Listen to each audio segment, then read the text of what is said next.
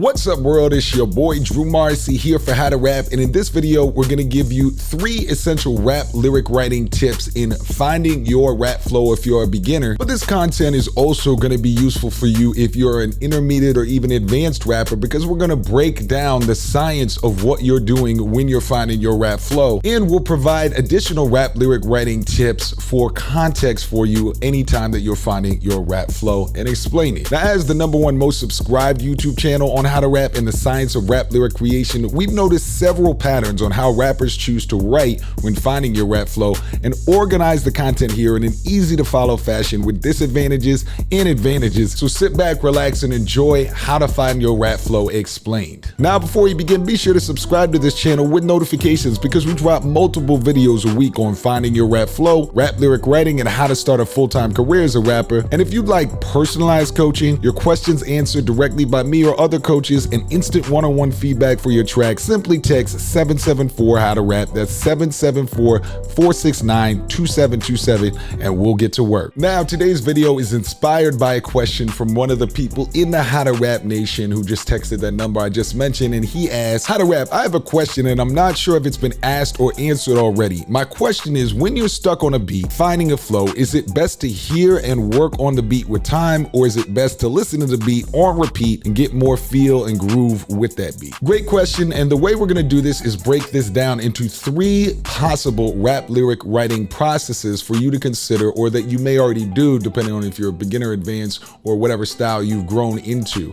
And the first one is gonna be what I call the start and stop method, and then we'll give disadvantages and advantages compared to the other 2. Now, the start and stop method is pretty much easily described as you hear the beats, you listen to it for 2, 4, 6 bars, and then you stop the beat and start writing. Now, that's personally how I write my raps. That's just the way that I discovered it was easiest. But let's break down the advantages and disadvantages of the start and stop method: playing the beat, stopping it, writing, then playing it again, going over your writing. Now, first advantage of the start and stop method when writing your rap lyrics is, and this is for you beginners out there, is it's easier to work out your syllable counts. So if you're a brand new rapper, one of the things that really might give you stress is working out how many syllables fit in a bar, staying on beat, etc. And by stopping the beats and just being able to write and work out how many syllables and then replaying the beat and comparing, it's a very easy way for you to sort of check your work, so to speak, as a rapper when you're first finding your flow. Additionally, sort of similar, it's easier to focus on your lyrics when you're stopping and starting. As we'll talk about in a few minutes, when you have the beat on loop or when you're going bar by bar, at times it can be difficult to make sure that you're sort of staying lyrically coherent. And it's a really good advantage for the start and stop method for you to be able to check your lyrics when you stop the beat, and really take as long as you want, as much time as you want to recheck how you're doing lyrically. Another advantage is that it's easier to record in chunks. And there's another method that we'll talk about that also is sort of a chunk down method, whereas when you're writing on loop and you're kind of expecting, when the beat's on a loop, when you're expecting to have the entire verse done because you're not stopping and starting, it's going to be harder and less expected for you to record in chunks, and again, recheck your work from a mixing aspect, from a lyric writing aspect, and all the other things in order to find your flow. And then the last advantage we have here is it's easier to change flows mid-verse. Similarly to the bar by bar method that we'll talk about in a second, you're going to be able to, because you're stopping and starting,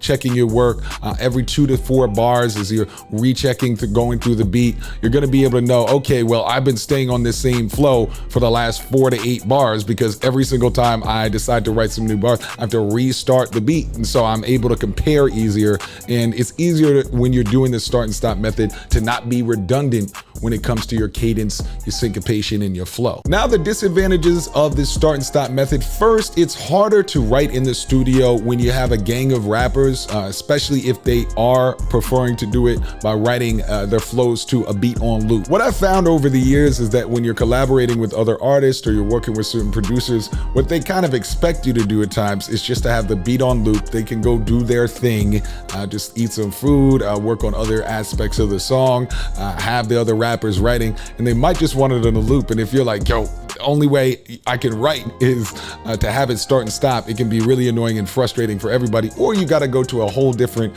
studio room, just a whole nother part of wherever you're recording. And I've experienced that in the past. And just because that's the way that I write, it can get really frustrating. So be aware of that as you're deciding how to write and find your flow. Another disadvantage is that it's harder to come up with melodies because you're stopping and starting rather than going through the natural sort of flowing aspect of just recording what you first think of, scatting your melodies, things that you do when you're just kind of coming off the top and running through different lines and ideas for choruses. And that start and stop method makes it very difficult for you to have that spontaneous melodic feel that you would get with other writing aspects, especially around flow and melody. Now, the second option is the bar by bar method. Another way to describe this is sort of the Lil Wayne method, the I don't write method. That's recording just without writing down anything, 1 bar, 2 bars, 4 bars at a time. And I'd have to say this is the most common way that rappers, especially the ones that you hear that say I don't write, are doing these days, partially because rappers now have access to a studio pretty much from the minute that they start recording and they start learning how to rap. And so a lot of like the street rappers or the cats that just have like the studio in the hood, what they've done is from the minute they started rapping, they just are going to, there's already an engineer, there's already a setup, and they're just gonna go in the booth and record a bar at a time, 2 bars at a time. And that's the bar by bar method. The one advantage here is that it's easier to splice. Now, another common way, you'll notice that the catchy rap songs of today, sometimes the choruses themselves actually sound like part of the verse. The way that they're doing that is that they're just flowing whatever comes to their mind or coming up with a couple bars, and then after the track is recorded or after they've had a few bars down, they're actually going back and taking that like 4 bars that they just came up with while standing up and not writing down and just being like, that's the chorus, make that the chorus. So it's easier to splice and pick and choose, cherry pick the catchiest parts of the song, and it's less likely for you to stress about having the best chorus because you're just taking different sections based on what you think sounds really good. Similarly, unlike the stop and start method that we just talked about, it's easier to come up with melodies. Again, think about how modern rap sounds for a lot of artists. It's very melodic, it's very sort of spur of the moment, it's based on the vibe, it's based on that initial feeling that you get. So if you're doing that bar by bar method, you're gonna find it easier to come up with great melodies and catchy parts of your flow. Now, one of the major disadvantages, and I'm sure sort of the backpackers or the like hip hop elitists who watch this kind of stuff are gonna say, is that it does make your lyrics take a hit. Part of the reason that rap lyrics have become more simplified and just more direct and more just like witty one-liners is because rappers are using this bar by bar method.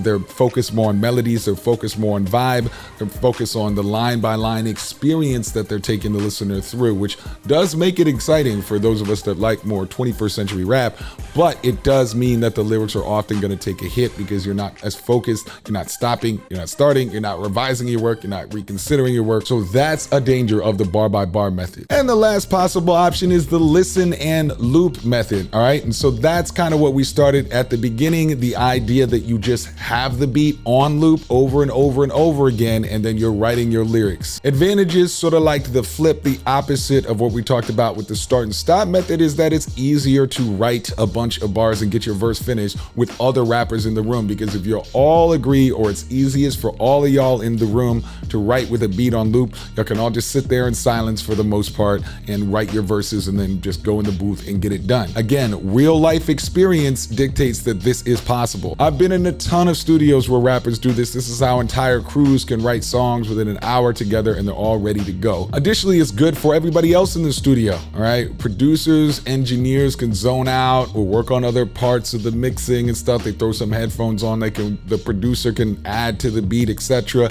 If y'all got ladies or y'all got fellas or you got other people like the sort of the cliche entourage sitting around, at least they can kind of zone out and enjoy the beat. And again, as you get to that professional level, as you get to that advanced level, all my advanced professional rappers watching this, y'all know this is how it goes.